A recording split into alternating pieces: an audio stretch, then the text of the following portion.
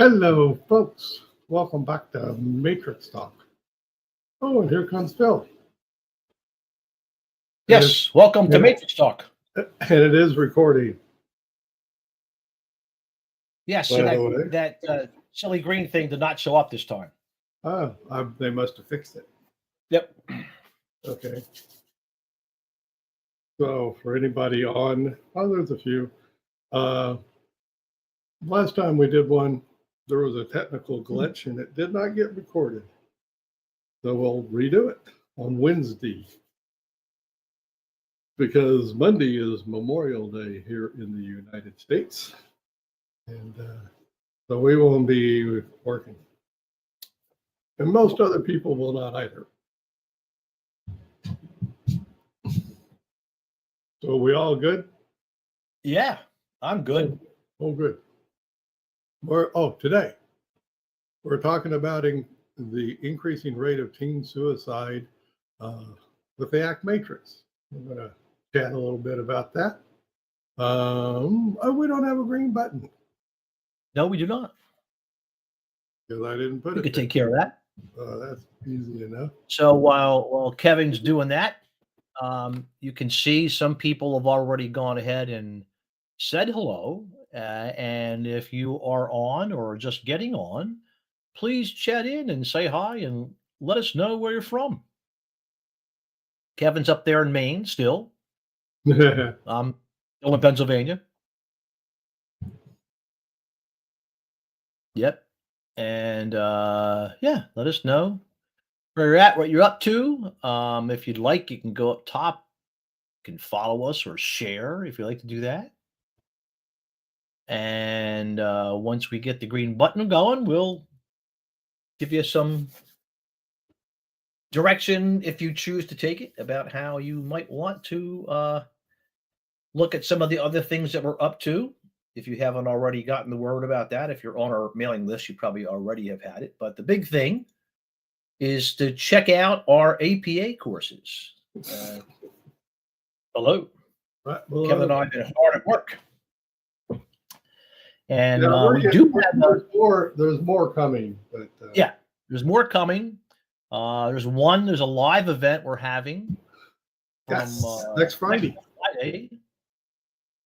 9 a.m. EST, 9 to 12. And that's for APA credit. Yes.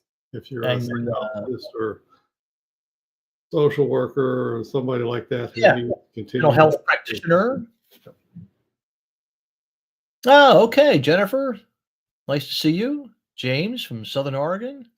Oh, cool. Yes, you will be able to. We have fixed our. Yeah, we fixed it. You'll be able to watch the recording, Jennifer. Yeah, I can see in the lower left-hand corner that it is recording. So. It's doing its thing. Yep, so we're good. Yeah, you're welcome.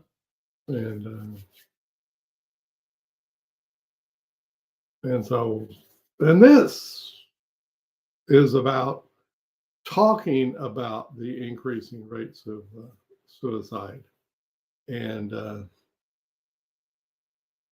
because we can't fix it. Yes. We being Phil and I, we can't fix it. Writ large, there are people out there who can do something about it, but we can't stop what's going on. So we should review the matrix really quick so that people understand the point of view that we're using to talk about it. Once again, it is the ACT matrix, and so that stands for Acceptance and Commitment Therapy and Training matrix. It has senses at the top. It has mind at the bottom. We now put contentment, feeling of contentment over to the right, and the feeling of relief. That's really, yay, relief over to the left. And we always start these conversations with the question, who's important to you? And that's what. So I'm going to say today, teenagers are important to me. That's a great place to start. Because that's why we put put it here. So teenagers are important to me. I will say that. I'm going to say something that goes along with teenagers. Parents. Parents are, oh, there you go. Now, the typical stuff people put down are like their spouses, their children of all ages. And one of you, James or somebody, could type in and say, who's important to you? It's just nice if people type in. We can see the chat going, and looks like people are listening, all of that good stuff. We do realize that at times people are on devices that don't really work with chat. So, but if you're on your computer, for sure, on your computer. Oh, yeah. Don't say anything yet. It's a simple question. Wife, I oftentimes say my wife. Grandchildren, James said. Yay, James, grandchildren. Yay. Exactly. Those kind of folks. And so now we know that who's important. Oh, and by the way, pets, people put pets down there all the time. So that's great, pets. So in the lower right. So who's important, including pets, goes in the lower right. So when you see the 4 quadrants, that's where the important folks and stuff go. Now, the next thing we talk about is over in the lower left quadrant, and we talk about yucky stuff that can show up inside of people. For example, fear. So everybody has fear. Keeps you alive because it keeps you out of danger. But there's other stuff that shows up inside of people beyond just fear. Anybody know something else that shows up? That's yucky. This is yucky stuff. So unpleasant to have going on inside of you. Everybody's stumped. Can't think of it. That, which is unusual because humans have a lot of this stuff. Oh, yeah. A plethora. Well, let's say anxiety. Anxiety is very popular. And we'll put the other very popular one, which is, of course, depression. So, garden variety fear. People also have anxiety. People get depression. There's a course that we developed. This stuff with depression, anxiety, depression. Exactly. That kind of stuff. Oh, other stuff people put down there. Frustration, pain. Garden variety, physical pain, oftentimes shows up down there. I mean, the list goes on and on, my gosh, of all the stuff we've seen with it. Anger, there's the other A word, anger. How about exhaustion? Let's put exhaustion. Exhaustion is popular. James says traumatic experiences. Yes. And that's sort of the trifecta these days, James, is PTSD, anxiety, and depression. That's the. Yep, they all go together. I mean, my wife was talking about something this morning. My wife is also in the business. She says somebody had PTSD, anxiety, and depression. Well, there you go. The 3 probably most frequently occurring yucky stuffs in this world right now. So with that, we go up top and it's behaviors. And we first review the behaviors in the upper left that we all do to get relief. There's that word relief from the yucky stuff. For example, fear. You might see me running. And running in such a way that it would be, oh my, Kevin's afraid of something. He's booking it. He's not in a marathon or something. No. But for something like anxiety, which is very popular, people do a lot of stuff for anxiety. How about hideout? Hide. Yikes. Good idea. Of course, we're not good at that. We'll go ahead and put it up here. Some people use social media. They get anxious and they get on their phones. How about we're going to say scroll? Do the scroll. Scroll social media. Now, by the way, that's a relief move for a lot of things now, because it's right there in your hand. It's like having a Valium in your hand, or a drink in your hand. Instant. So people go for it for anxiety, depression, frustration, all kinds of stuff. Isolation. Well, isolate. Heck yeah. Stay home.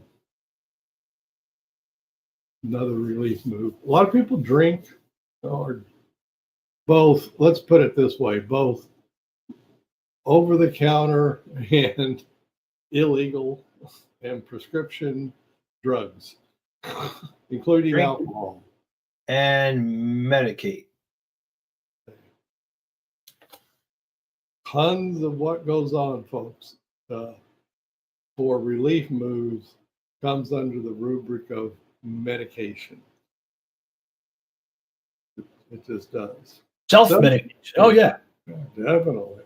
Yeah. So all of that stuff, and it's relief moves because you take it and it reduces or eliminates the pain. You know, it reduces or eliminates the anxiety. And extraordinarily habit forming, because relief, you know, the easiest way to think, probably in my opinion, is like you got a toothache. Ow, oh yeah. Ow. And you take something that almost instantly takes away the toothache. Yeah. Well, by gosh, addiction is starting, because as soon as that tooth starts to hurt again, bam. That's right. You can't beat the absence of a toothache. You just can't. Yeah, I mean, you're going to keep on hitting whatever you can to get rid of that pain, because it's extraordinarily unpleasant pain. So you get the idea, but all of the stuff, and so to think of it just briefly, like on a phone. Well, as soon as you feel a little anxiety showing up, and you can reach out and grab that phone, and you basically forget about your anxiety. Boom, that's instant relief. And that's the beginnings of habit forming, right? Really quick. So that's what's going on over there. And the upper right is what we can do to move toward contentment, move toward or approach who's important to us. For teenagers, I don't know, buy them a pizza. Buy a pizza. I know I'm stereotyping, but I'd have loved it when I was a teenager. I know if somebody was handing me pizza, that was good. Oh, I think that holds true today. You do. That stands a good pizza will stand the test of time. So, but you know, you talk to them, give them some kind of attention that they can tolerate. Hey, you hang out with them. You know, you just hang out with them sometimes. Yeah, you know, sometimes, especially if it's somebody else's teenagers. Yeah, exactly. Or your teenagers, they may not want to hang out with. They might go hang over at somebody else's house. They'll hang over at somebody else's house. Yeah, they'll go with their friends and hang at their friends. Oh, there, you hang out, right? You know, for what can we do for parents? Oh, I don't know. How about hug them? Hug them, give them a hug. Give them a gift card for a dinner for two or something. Oh, there you go. Give them a gift. That's pretty good. Yeah, for you know, pets.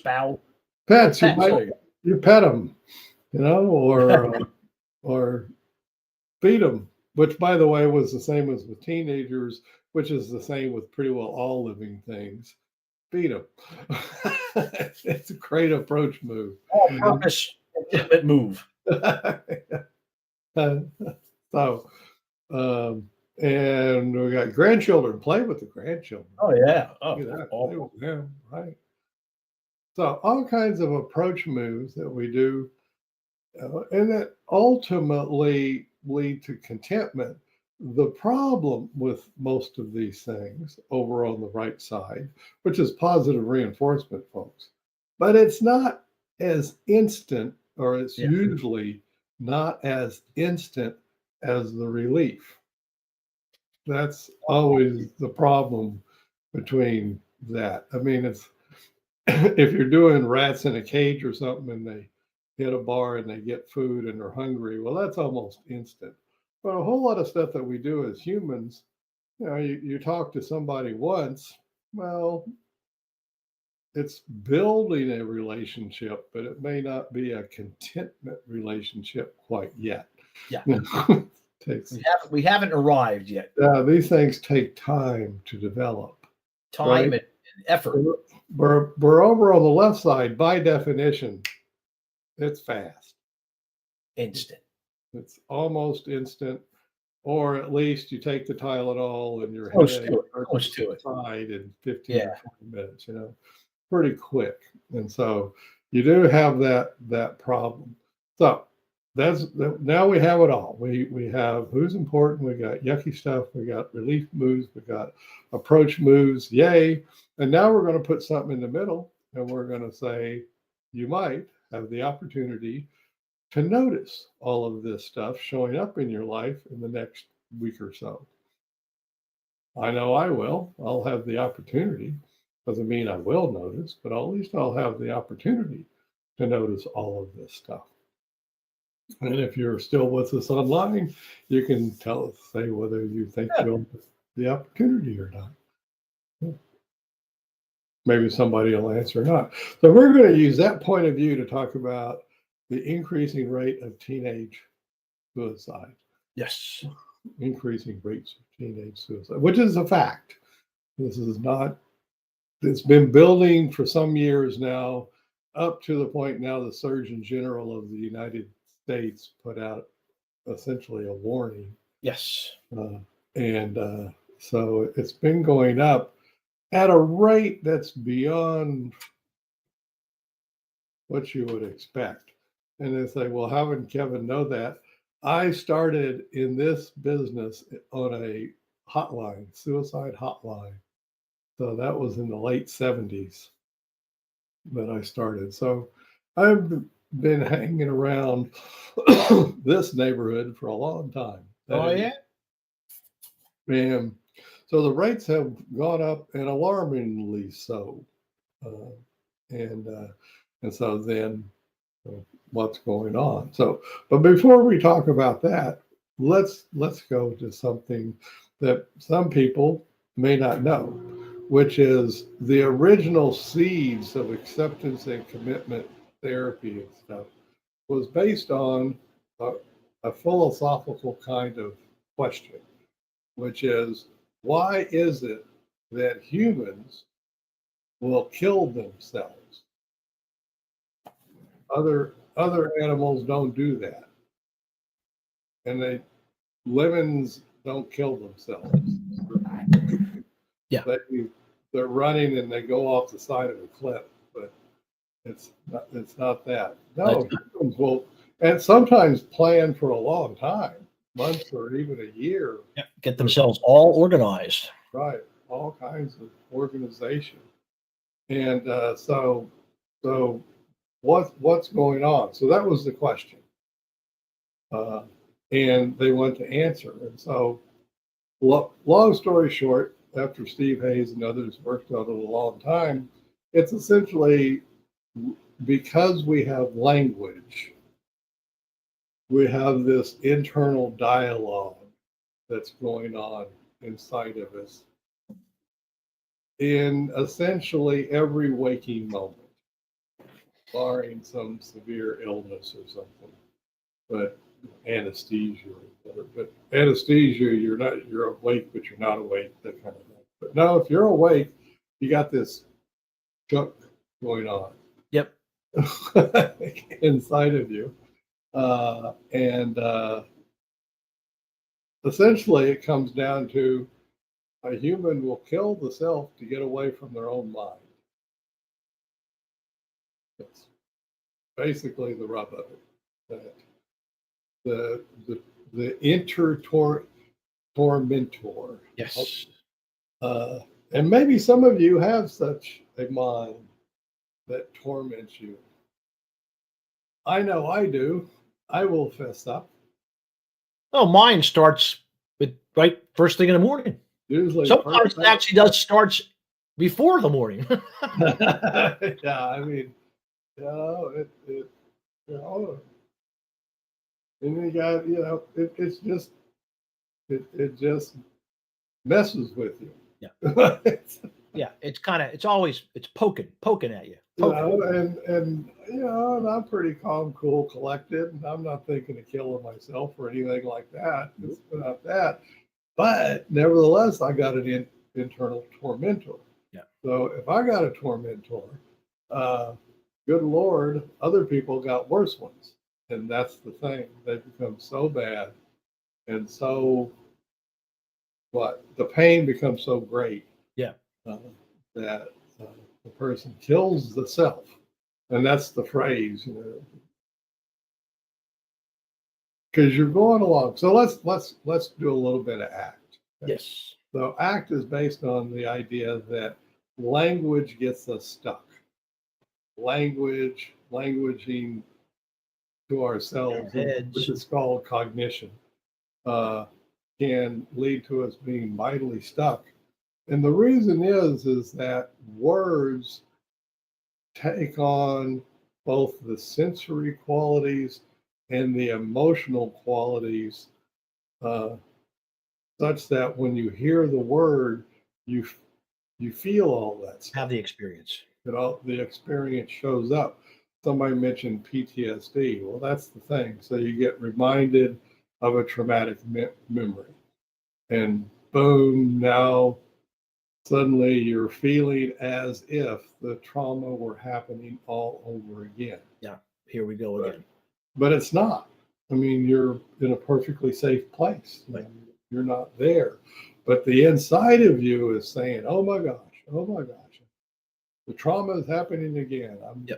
Warning sirens are going off.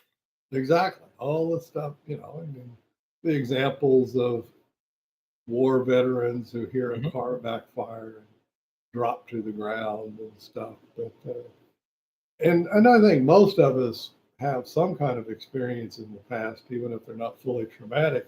We get reminded of them and we feel pretty crappy. Yeah. That's that language showing up and hitting us. So that's what's going on. So as words are coming at you from both inside of you and outside of you, you're having these emotional responses to them.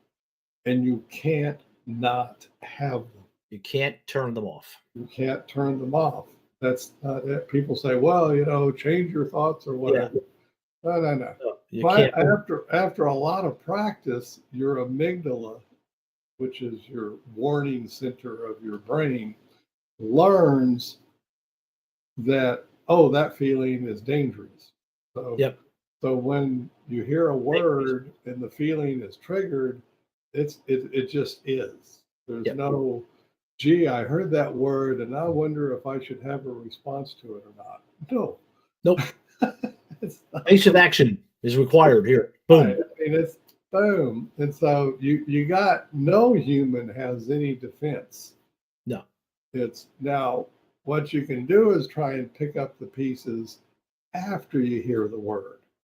So boom, I'm on the floor hiding from bullets, and a few moments later it's like, oh yeah, there wasn't a real bullet. And I know what this is now. Right. And maybe I can get on top of it, meaning, I can take a few deep breaths and go, okay. Settle back in, get on about my business. I'm good. Okay.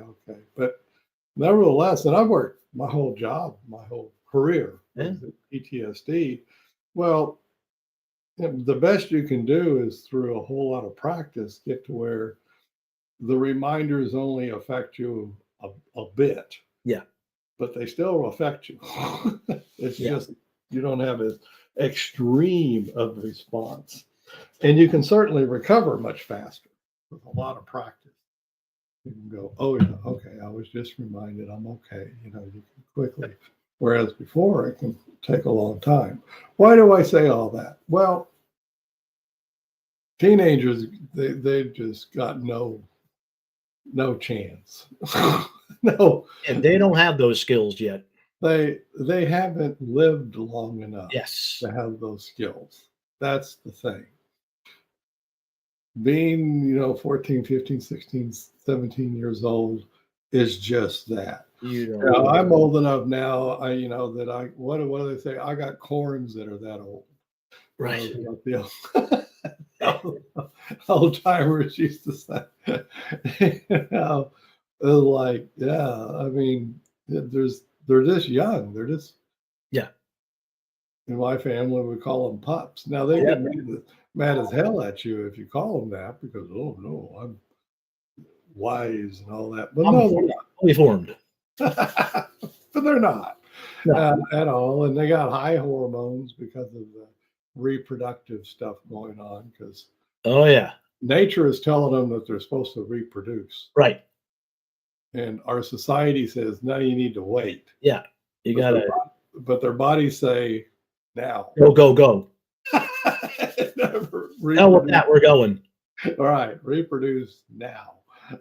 And so they already got that stuff going on big time, which of course we all know. Anybody that's reached 25, 30, 35, that stuff goes down, Starts to drop off, right? It just does. Key is to get into 25 and 35. That's right, key. That's old enough where some of that hormonal activity starts to tone itself down. And so when teenagers both get words from their environment through and here comes the matrix. Here we go. Through their five senses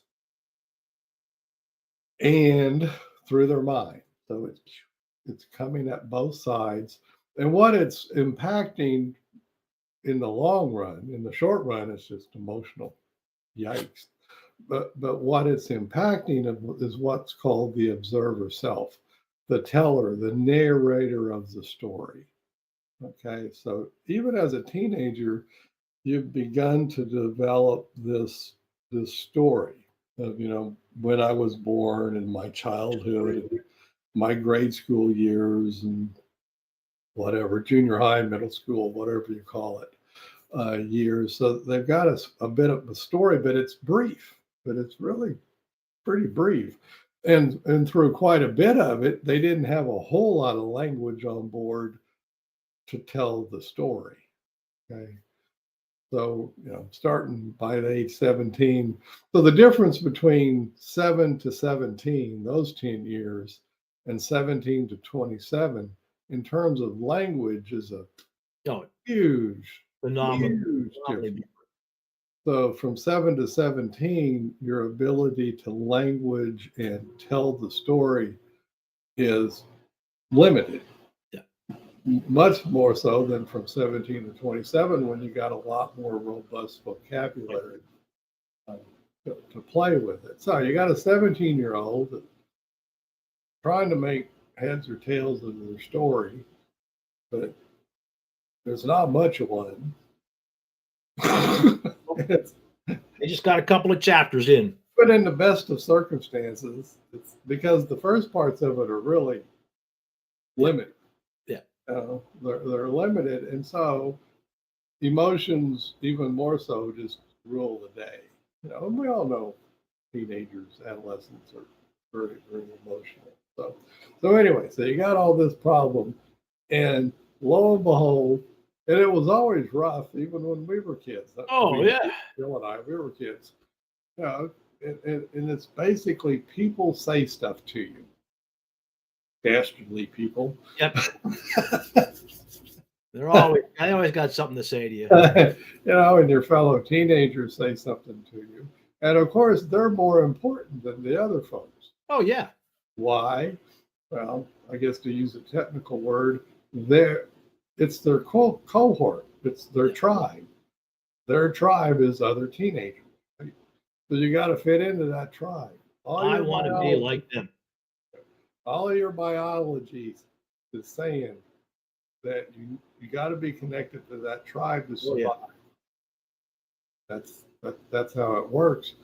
Well, okay, then somebody basically says something that you're at risk of not being in the tribe. Oh no. And, so we all know you got to wear the right clothes. You got to have. Oh yeah, got to wear the right sneakers. Yeah, right everything. Have the right phone. Right phone, right nowadays. And so earbuds. So now, before phones and earbuds and all that, I mean, we just had some magazines and stuff. But my point, folks, is that you had a lot less words coming at you. Yeah. Period. End of story. If you want to call the words information, fine. Yeah. But there's just the volume of incoming words from the five senses in has just increased exponentially. And where's the culprit? Well, of course, it started in the beginning. I guess the iPhone came along in the early 2000s. Right. And that's when it really took off, because first iPhone and the Google phones, Android phones, and whatever, you got a phone. Yep. And it's only access stuff. Instant access to words. Tens of thousands of words, most of which are ofs and these and its and stuff buts that don't amount to nothing, but enough of those mixed in, they amount to something. They hurt a lot. And so now the kids trying to process that. Okay. So even on a mathematical sense, it makes absolute ironclad sense that you pour a bunch of extra words at teenagers. I'm saying words. I'm not talking about the content of the message. Yeah, just the data that's coming at them. Words. That there's going to be a few teenagers that combine up and hear all those words. They get inside of them. They don't have any faster processing on that stuff than we did. Yep. There's no filter to filter it out. And it's going to result in an increased rate of suicide. It is like mathematics. There's no doubt about it. That's what the data points to. Right. So the point is we're saying if you can, show people the matrix. And say teenagers are getting impacted by words from two different directions. Yeah. The one direction is their own internal dialogue, down here, which is limited. So the self, in ACT they'd call it self as context. The observer self. I'm going to get there any minute now. Keep going. The teller of the story. the narrator. The narrator. This internal dialogue that's telling your story. And this story needs to be of success, folks. Yeah. It just does. And if it gets on the track of I'm a failure, I'm no good, there's trouble. Yeah. Okay. And then more words come in and add to that. They haven't stopped. Right. And the problem is up top words coming in at the freaking speed of light. They are just piling in. And so, writ large, it's referred to as social media. That's but I'm just referring to it as words.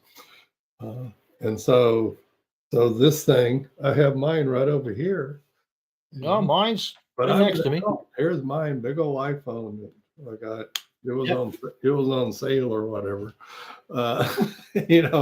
But that thing is nothing but an instant word. It's shooting words at me. Okay. Now by the way, as Phil knows well, I don't even get on social media. If you say, well, I saw you post on Facebook, no, you didn't. No. Someone No. behind the scenes You is saw posting. somebody else post on for me. Right. Because I'm fortunate enough to be able to do that. But no, because I know better. And why do I know better? I don't want all those extra words. You have to expose yourself to that when you do. And you're literally just exposing yourself to more words. So you as an adult that are maybe watching, you turn on the TV. Don't think of it in terms of the content, okay, which if you like the content, it's one response. If you don't like it, it's another response. Okay, fine. Yeah. It's the problem is it's words. Yeah. And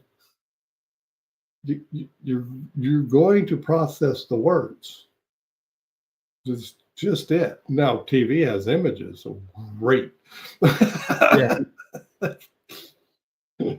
But as of right now, I'm just talking words. Okay, I fully understand. They all have pictures too. That just blows out the friggin' thing. It tears it up. Okay, so right now, of course, the answer is to tell all teenagers to stop consuming social media. That ought to do it. I want to let Phil do that.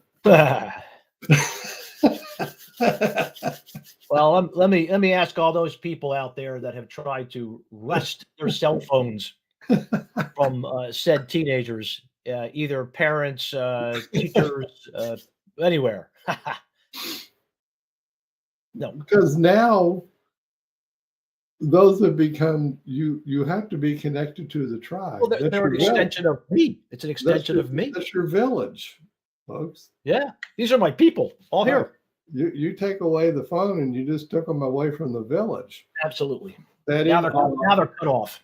Setting off the part of totally not verbally mediated feeling that, oh my God, I'm being cast out from the tribe. And that's going to kill you. So, and that would be your amygdala talking, folks. So my point is this, is like, and of course, this is going to take high up stuff. Yeah. But here, I'm going to say the words unfettered capitalism, called unfettered capitalism, meaning that you're running the economic engine of capitalism, and you don't have any stops on it. It's unfettered. And the problem with that is it will eat up the universe. That's the problem with it. Go ask an economist.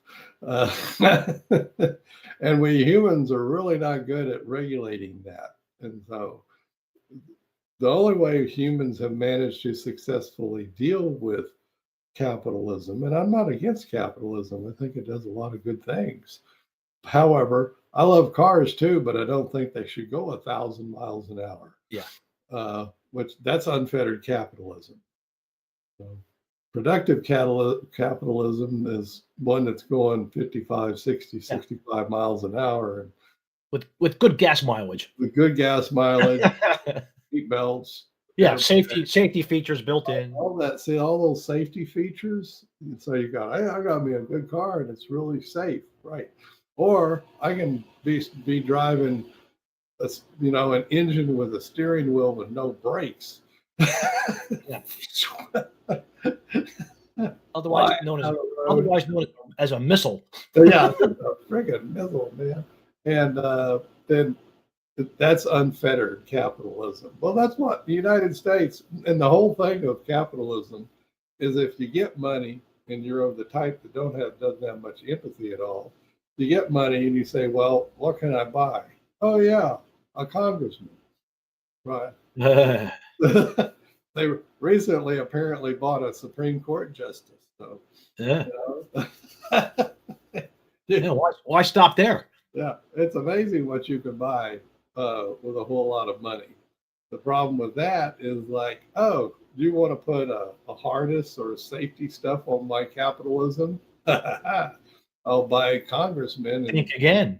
I'll take them off. Well, they think it's a good idea because it's a way to make more money, but you end up with unfettered capitalism and it eats stuff up.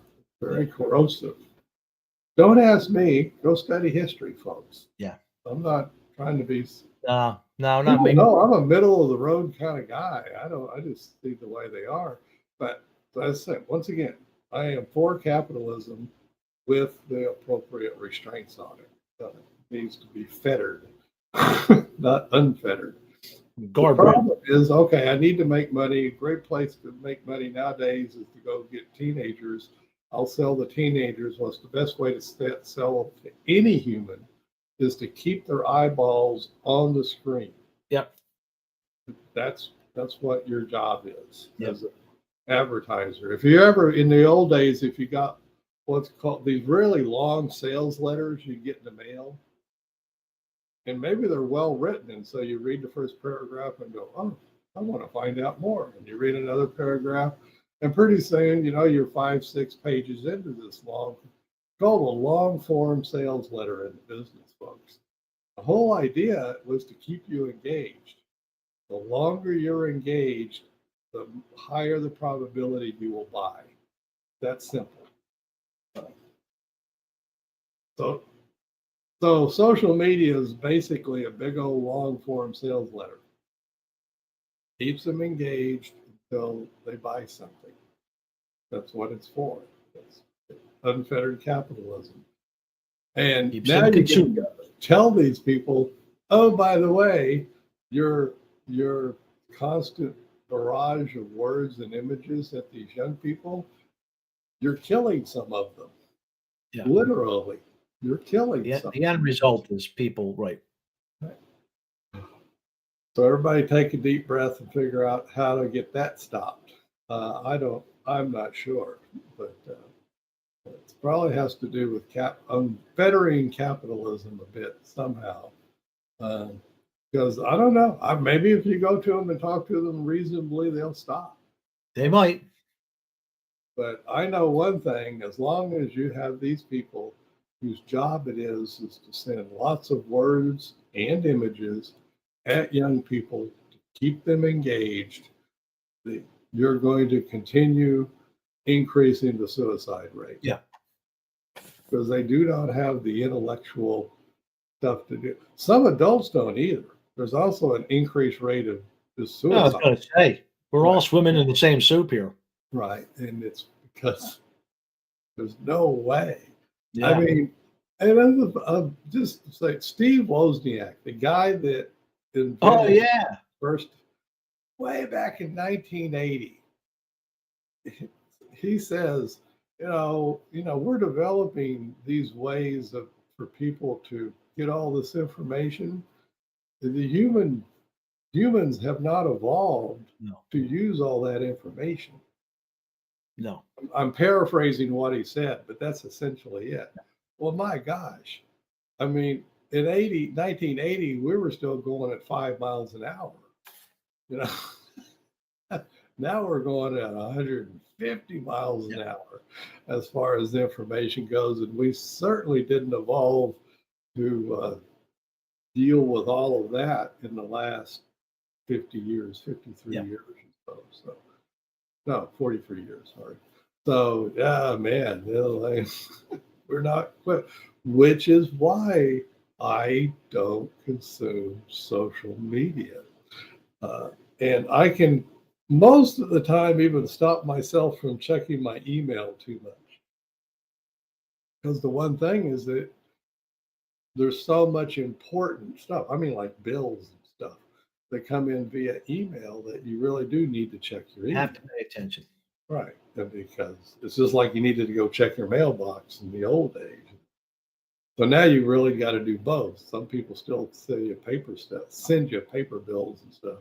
You get them at your, the end of the road or on your porch on the mailbox. But the other way now is email. So you got to check it. Aha. Trap. How often do you check it, Phil? Oh, multiple times a day. And what do people, even like Phil and Kevin? And I'm really not wanting to do it. And All right. But we send out emails to tell you Yeah. about this. So Yeah, it's a There you go. necessary evil to Right. tell people about stuff, just like snail mail was back before the internet. Yep. We all got junk mail, and I still get lots of junk mail. Oh, yeah. Well, that doesn't stop. Yeah, lots of it. But we also, junk. Oh, a check. Yeah. You know. Oh, yeah. Oh, look at that. That's a I'm lot glad I, better I'm glad I opened this one up. Well, look at there. Somebody sent me money. All right. So, and that's a reward right there. Right? That's an instant one right there. So anyways, so back to it. So teenagers, because they're trying to develop contentment, okay? Yes. They're on the right side of the matrix. So they're doing these relationships, and sort of the whole thing is to finally get into a warm, cozy, comfortable relationship. And yeah, well, of course, we all been teenagers, and we know there's tons of relief going on.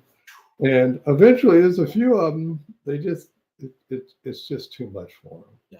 They did, and my gosh, you read stories all the time. It's like, so the boy goes to wrestling practice and did his practice and did this and looked perfectly normal. And that evening, he killed himself. Yep.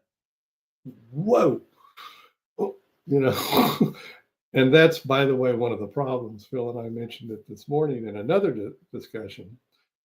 Teenagers usually have plenty of energy to kill themselves. Right. If you haven't been in the business, if somebody's in deep, dark, almost immovable depression, they're not going to kill themselves. Not getting out of bed. You're not. But You it don't have starts the energy. in that period of when it starts to lift. That's the highest. That's the danger point. Yep. Well, teenagers got that almost all. They're always they're. Yep.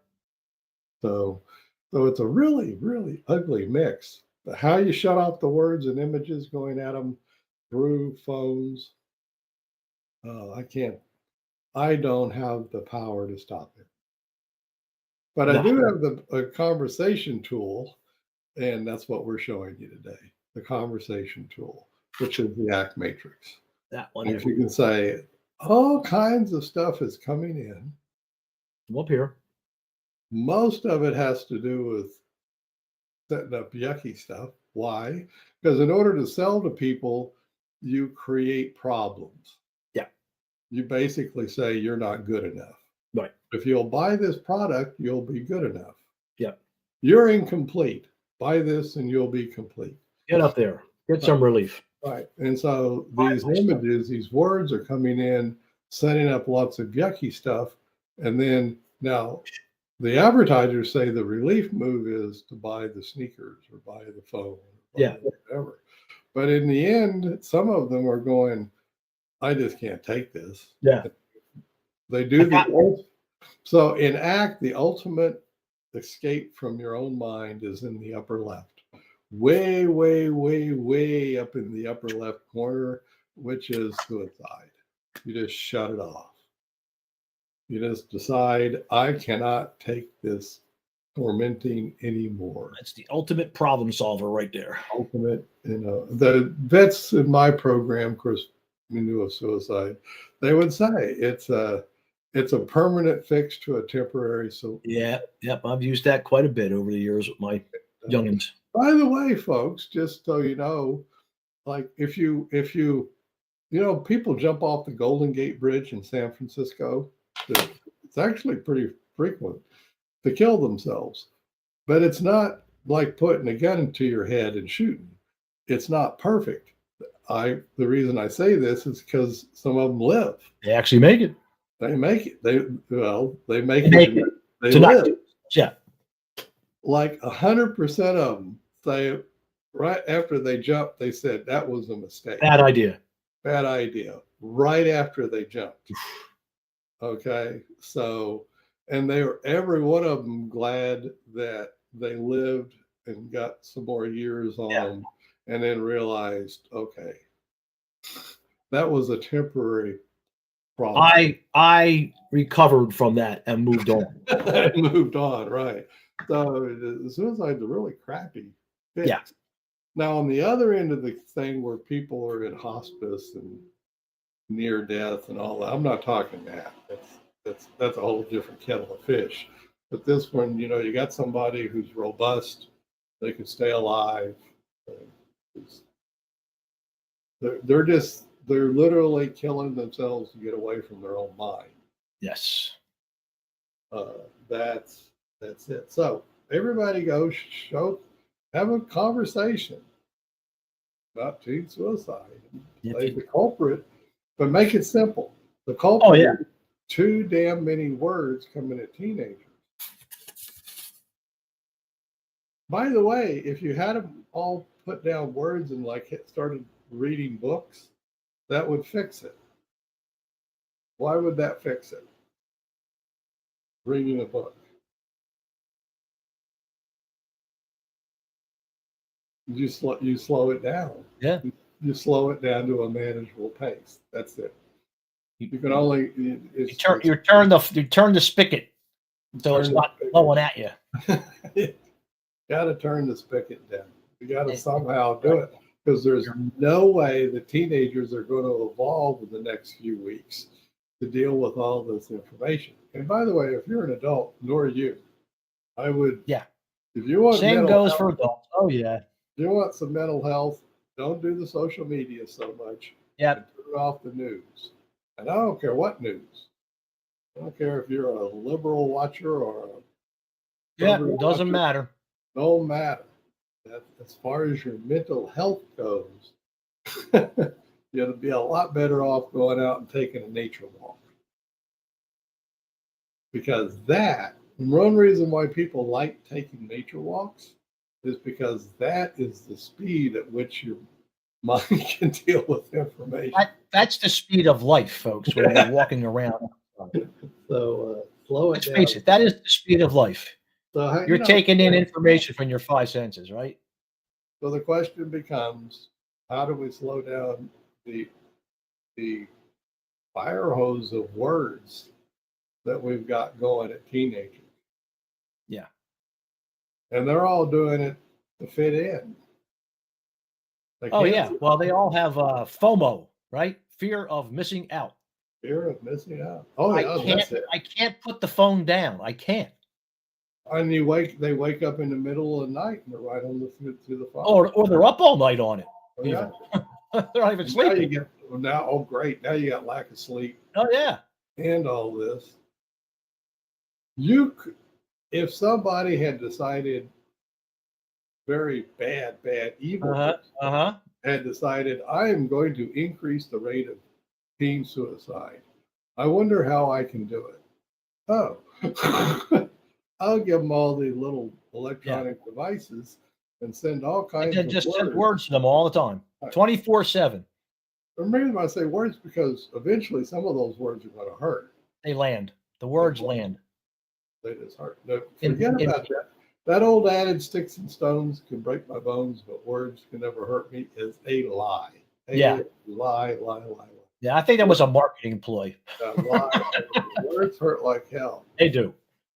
How we're going to get them slowed down, I don't know. But we use the Matrix. Well, we do this. This is what we do. This is our attempt to slow it down. We just try and get reasonable about it. And just know that all of this stuff, what we're talking about with the teenagers, it's hitting the left side. Oh, yeah. They're just looking for relief from the agony. And you can tell, because if the increased suicide rate is up here, well, that tells you that we are creating boatloads of yucky stuff down here. Oh, yeah. And that's what marketing does. That's the idea. Does. I mean, if you come along and make people ill in order to sell them products, that's supposed to be illegal. Yeah. You're supposed to be. You're not supposed to do that. Any of it is not illegal. It is extraordinarily unethical to do that. Well, that's what we're doing to the teenagers.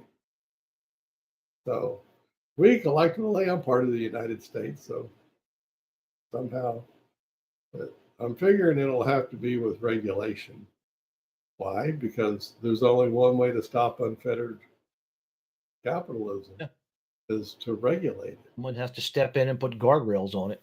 And I'm not some tree hugging left-wing Democrat or something that's saying that, folks. But I mean, I come from Oklahoma. It's a pretty conservative place. But you're not going to let people drive cars at unlimited speeds with no safety. No. Just that's the best way to think of unfettered capitalism. Yeah. We're damn close to it. When it comes to teenagers, it is unfettered. Now, as much as you'd like to blame, I will say, when they developed all these social apps, there weren't any laws. No. It was the Wild West. Wow, they just did it. Did it. So we're going to come back around and fix it. So. But have good conversations. And I mean, if a teenager does listen, is like, something like this might work.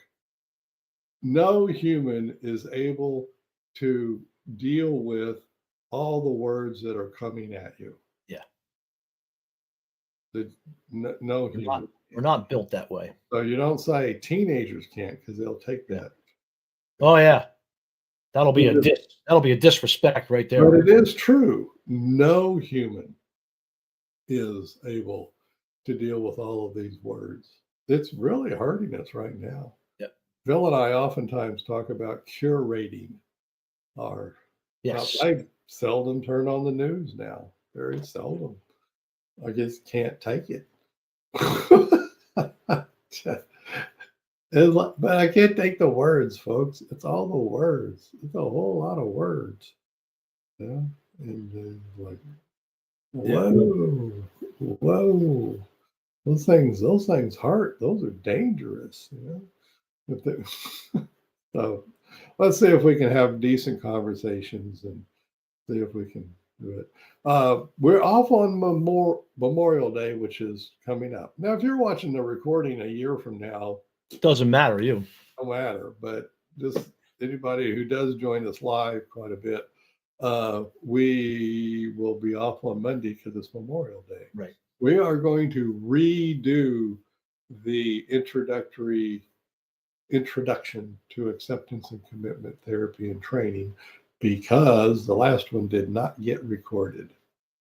A technical glitch happened. Yes. And that's what happened. So we'll just redo it. Yeah. Because we've already done it a bunch of times before. No big deal. We'll do it again. And the recording will be there this time. However, it does evolve each time.